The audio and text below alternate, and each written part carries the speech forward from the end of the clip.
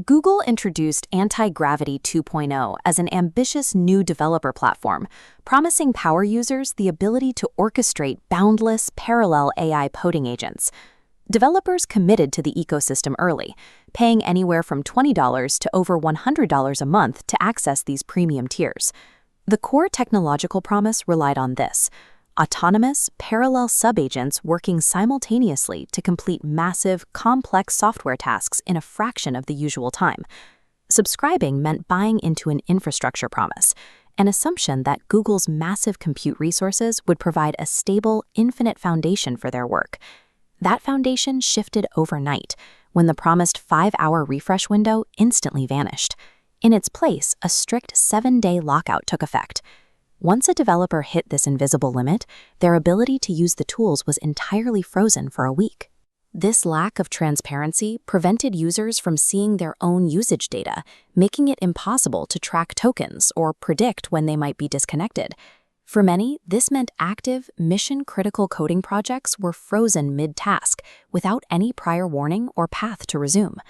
A tool that developers had paid for specifically to increase their output had instead become the primary obstacle to finishing their work. The community backlash was immediate. Developers suddenly realized their expensive annual and monthly subscriptions were now functionally useless for daily development. The math of the change was staggering. Slashing utility by 90% effectively forced a 100-fold increase in the cost of every action taken within the app. This sudden gutting of a paid service led to open discussions on developer forums about whether these quiet policy shifts violated consumer protection and antitrust laws. By prioritizing opaque compute-based billing over user predictability, Google transformed a technical update into a significant legal and financial liability. Google faced a specific market pressure here. Unlike their search or mobile ecosystems, disgruntled developers have zero switching costs and can easily migrate to stable competitors. Faced with a potential mass exodus, the company's posture moved from calculated silence to a scrambling crisis management operation. Within just 48 hours, Google issued an emergency statement and tripled the rate limits for all paid tiers. That first boost failed almost instantly. The high-speed parallel subagents burned through the new quota so quickly that some users were locked out again in under 30 minutes. This forced a second intervention the very next day, where Google tripled the weekly Gemini quotas for a second time. Alongside these quota adjustments, they began bundling irrelevant consumer perks to pacify their base of software engineers. They offered subscriptions to YouTube Premium Lite and extra cloud storage, tone-deaf distractions for professionals who just needed a reliable coding environment. This cycle of emergency boosts and consumer perks functioned as reactive crowd control, prioritizing short-term distraction over infrastructure stability. This simple equation reveals the scale of the reversal.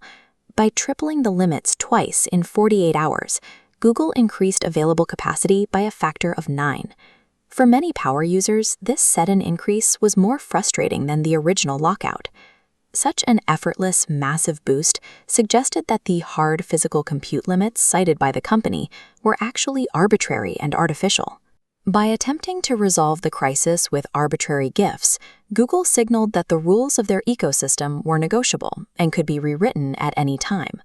In the span of 48 hours, the perception of Google's developer infrastructure changed from a reliable utility to a reactive and unpredictable workspace. For professional engineers, it is an unacceptable risk to build enterprise software on a foundation that shifts based on social media backlash. The trust required to sustain a long-term relationship between a platform and its users was severed by the opaque logic of the black box interface. The market responded quickly, with developers abandoning the Google ecosystem in favor of platforms that offer stable, predictable quotas.